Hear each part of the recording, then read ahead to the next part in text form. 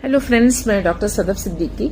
आज हम बात करेंगे कि पीरियड के दौरान ब्लड का कम आना, लेस ब्लड ड्यूरिंग मेंस्ट्रुएशन, जिसको हम ओलिगोमेनोरिया भी बोलते हैं।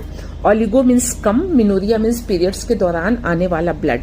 यानी जो नॉर्मल ब्लड है पीरियड्स के दौरान वो 60 से 80 ml यानी 60 to 80 ml नॉर्मली ब्लीडिंग होती है।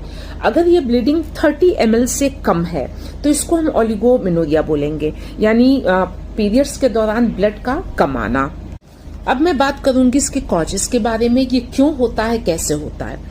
कई चीजें हैं जो मेन चीज जो है सामने, वो मैं आपको बताऊंगी कि कभी कभी बहुत ज्यादा वीकनेस जब होती है, इंसान बहुत ज्यादा कमजोर महसूस करता है और खून की कमी, अनीमिया, इस दौरान भी ब्लीडिंग बहुत कम होती है। इसके अलावा तनाव, डिप्रेशन, चिंता, यानी बहुत ज्यादा स्ट्रेस में जो लोग रहते हैं, बहुत ज्यादा परेशान है, टेंशन में है, नींद कम आ रही है, उलझन है, उनको भी ब्लीडिंग जो है धीरे धीरे कम हो जाती है।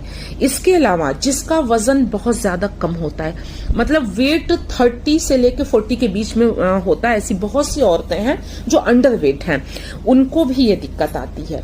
इसके बाद मेनोपॉज यानी जब ब्लीडिंग बंद होने का टाइम आता है, यानी जो बिल्कुल पीरियड खत्म होने का जो वक्त आ जाता है 45 से लेके 50 इयर्स एज में, उस दौरान भी 2-3 साल पहले से थोड़ी ब्लीडिंग कम होने लगती है। इसके अलावा हार्मोन इम्बैलेंस और यूट्रस की अपनी कई एक प्रॉब्लम है जिसकी वजह से ब्लीडिंग कम होती है, जिसके बारे में अभी हम बात करेंगे।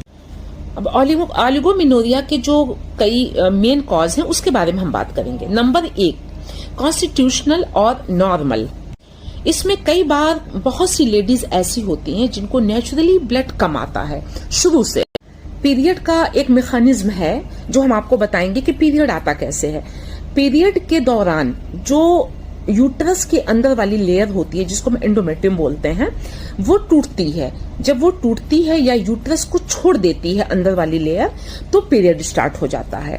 ये हर मंथ की कहानी होती है। पीरियड की लेयर अंदर की टूट गई, उसके बाद पीरियड्स आया, उसके बाद फिर वो अगले पीरियड के लिए तैयार होने लगती हैं जो अंदर की लेयर होती है। अब जो पीरियड की यूट्रस की जो लेयर अंदर की टूटी वो हट गई, उसके बाद वहां की जो ब्लड वेजल्स होती हैं, खून की बारीक बारीक जो नलियां होती हैं यूट्रस के अंदर, वो खुल जाती हैं। वो खुलती हैं तो ब्लीडिंग स्टार्ट होती है। अब ये वेजल्स जितनी देर के लिए खुलेंगी और जितनी अच्छे से खुलेंगी उतना अच्छा आपका फ्लो रहेगा ब्लड का। अगर ये जल्दी बंद होंगी तो आपकी ब्लीडिंग जल्दी बंद हो जाएगी। ये इन्हीं पे डिपेंड करता है कि ये